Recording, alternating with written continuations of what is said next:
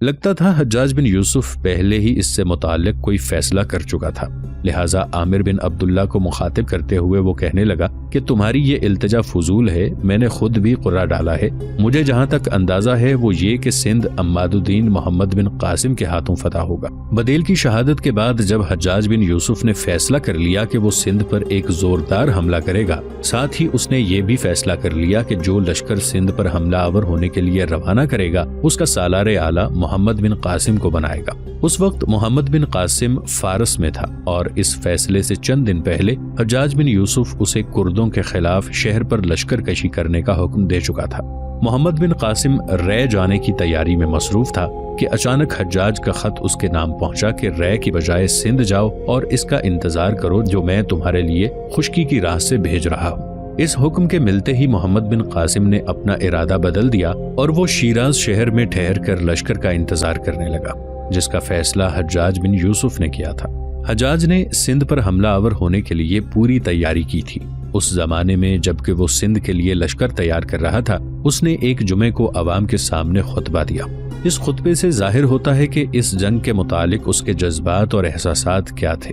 اس نے عوام کے سامنے خطبہ دیتے ہوئے کہا، میں تم لوگوں کو واقف کر دینا چاہتا ہوں کہ وقت بدلنے والا ہے اور وہ دو دھاری تلوار کی طرح ہے کہ کبھی ہمارے موافق ہے اور کبھی ہمارے خلاف ہے۔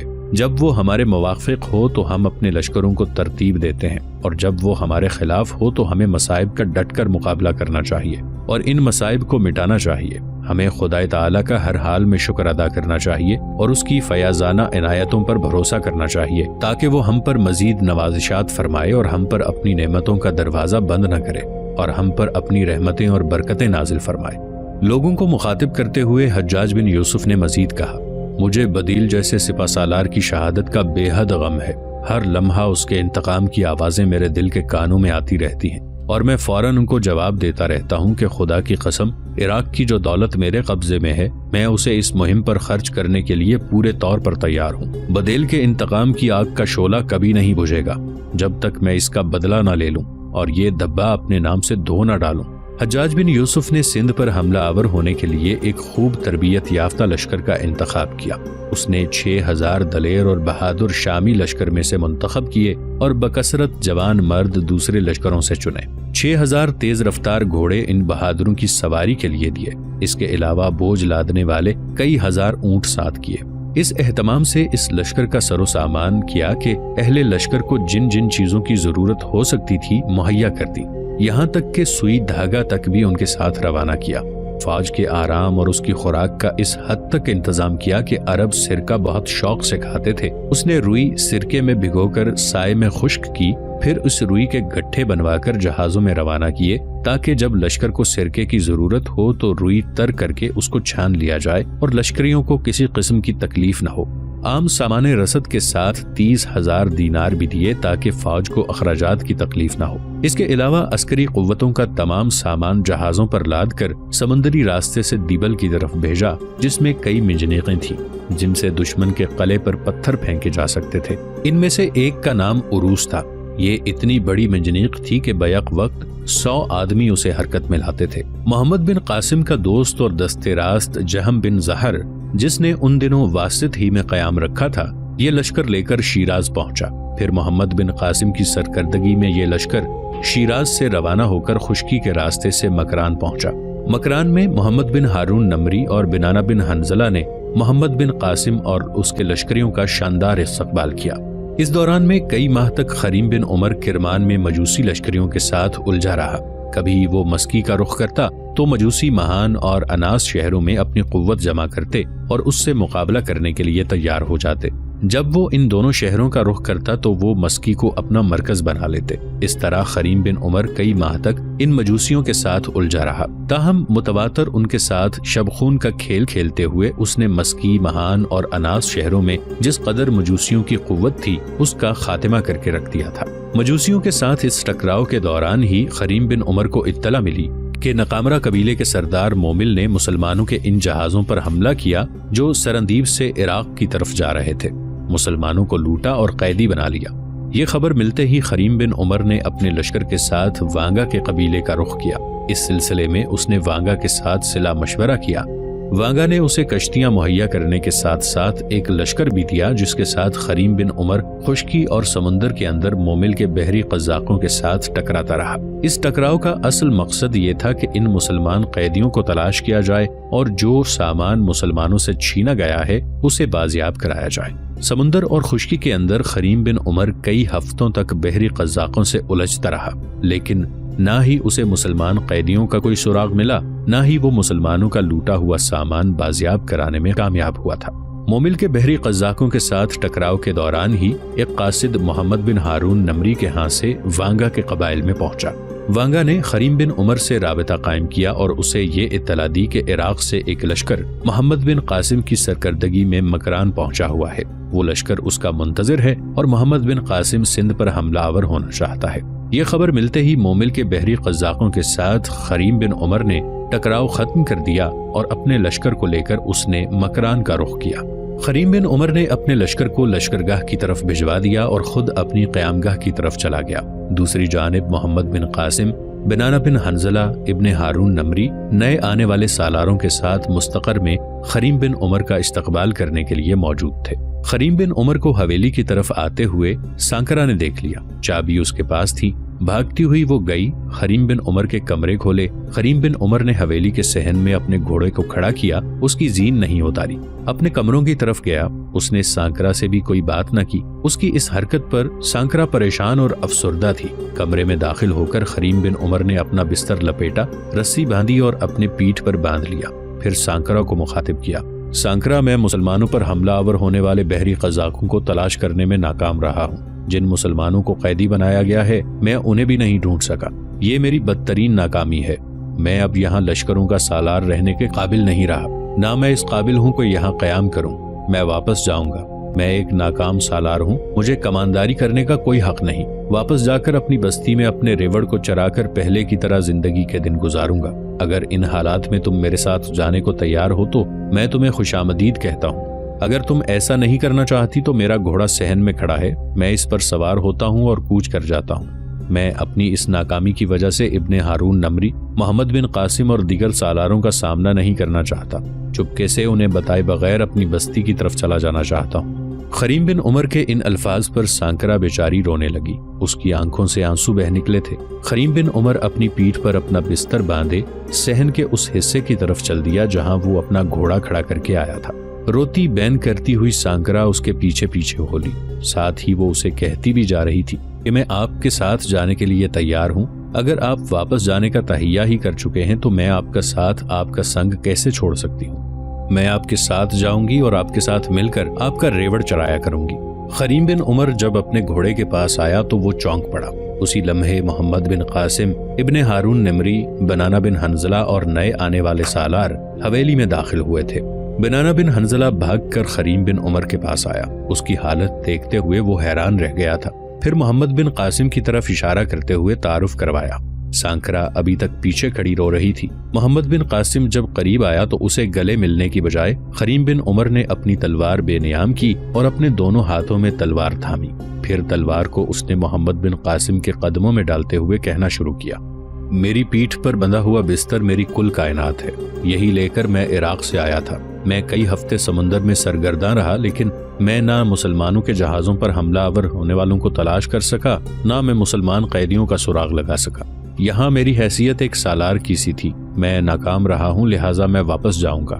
مجھے کوئی حق نہیں پہنچتا کہ میں یہاں رہ کر لشکریوں کی کمانداری کروں۔ محمد بن قاسم نے اسے اس کے دونوں شانوں سے پکڑ کر اوپر اٹھایا اور اسے گلے سے لگا لیا۔ علیحدہ ہونے کے بعد خریم بن عمر نے پھر محمد بن قاسم کو مخاطب کیا، میں اپنے مسلمان بھائیوں کی مدد کرنے کے لیے ظلمت کی گہرائیوں میں نور کی تلاش کے لیے نکلا تھا۔ میں ان کے غم کو خوشی، ان کی بدبختی کو خوشبختی میں تبدیل نہ کر سکا۔ افسوس کہ میں خونی راتوں کی پرچھائیوں میں امن و صداقت کا پرچم بلند نہ کر سکا اور دشمن کے ناروا جبر کے سامنے نہ میں حملہ آوروں کو تلاش کر سکا، نہ اسیروں کو ڈھونڈ سکا۔ سمندر کے اندر مجھے ہر سو مرنے والے اور اسیر ہونے والے مسلمانوں کی آہیں اور ہر سو ان کی چیخیں سنائی دیتی رہیں۔ نہ جانے انہیں زمین کا بطن نگل گیا یا آسمان کی رفتوں نے اٹھا لیا۔ آنے والے مہربان سالار، میں واپس جاؤں گا، میں اپنی پوری تیاری کر چکا ہوں۔ یہ لڑکی جو میرے پیچھے کھڑی ہے، اس کا نام سانکرا ہے، یہ مجھے اپنی زندگی کا ساتھی بنانے کا تہیہ کیے ہوئے ہے، یہ بھی میرے ساتھ جانے کا ارادہ رکھتی ہے۔ خریم بن عمر جب تک بولتا رہا محمد بن قاسم سنتا رہا۔ اس کی آنکھوں سے اس دوران ایک لطیف روشنی پھوٹتی رہی اور اس کے لرزیدہ ہونٹ ملے رہے۔ پھر وہ کچھ اس طرح مخاطب ہوا کہ شفقت اس کے الفاظ سے ٹپکتی تھی۔ اس نے خریم بن عمر کو مخاطب کیا، میری قوم کے مہربان سالار، ابھی تو نہ میں تمہاری ملاقات کے فرض سے لطف اندوز ہوا ہوں، نہ تمہاری محبت کی تاثیر کا مزہ چکھا ہے۔ میرے مہربان ساتھی، انسان کی زبان سے زیادہ فصیح اور عورت کی آنکھوں سے گرتے آنسوں سے زیادہ کارگر کوئی شے نہیں ہوتی۔ ایک عورت کی پکار پر ہی ہم یہاں آئے ہیں۔ تم فکر مند کیوں ہوتے ہو؟ تم واپس نہیں جاؤ گے؟ یاد رکھنا، تمہارے ساتھ میں دشمن پر بپھرے ہوئے طوفانوں کی طرح حملہ آور ہوں گا۔ ظالموں کے جبر اور ظلم اور سنگ دلی اور ان کے فولادی چنگل سے اپنے اسیر بھائیوں کو ہم نجات ضرور دلائیں گے۔ سورج ہمیشہ تاریکی میں سے طلوع ہوتا ہے، اس کے بعد چار سو روشنی پھیلا کر ہر شے کو منور کر دیتا ہے۔ اس میں شک نہیں کہ دشمن ہماری دل آزاری اور خرابی کا باعث بنا ہے، لیکن قسم اس خدائے بزرگ کی جس نے سورج کو زندگی کی حفاظت کے لیے مقرر کیا ہے، ہم تو ان دشمنوں کا شور مچاتے صحراؤں میں ایسا تعاقب کریں گے کہ انہیں کہیں بھی جائے پناہ نہ ملے گی۔ سن خریم بن عمر، مجھے تم سے ایسے رویے کی ہرگز توقع نہیں تھی۔ تم مجھے امید افزا کرنے کی بجائے مایوس اور خوفزدہ کر رہے ہو۔ میں شیراز میں مقیم تھا کہ حجاج بن یوسف نے لشکر میری طرف روانہ کیا، جس کے ساتھ میں نے سندھ پر حملہ آور ہونا ہے۔ اس لشکر کا کماندار میرا عزیز دوست جہم بن زہر تھا، وہ اس وقت یہاں موجود ہے۔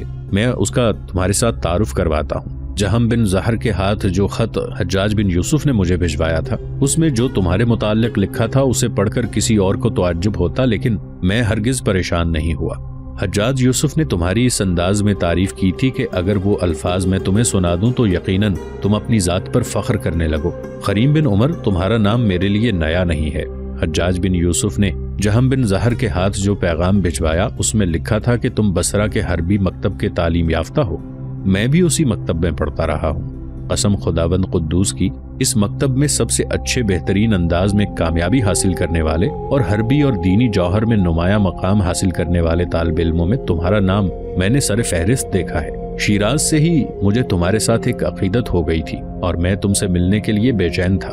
اب تم جو اپنی پیٹھ پر بستر باندھ کر میرے سامنے آ گئے ہو تو قسم خدائے پاک کی تمہاری عزت، تمہاری عظمت میری نگاہوں میں اور نمایاں ہو گئی ہے۔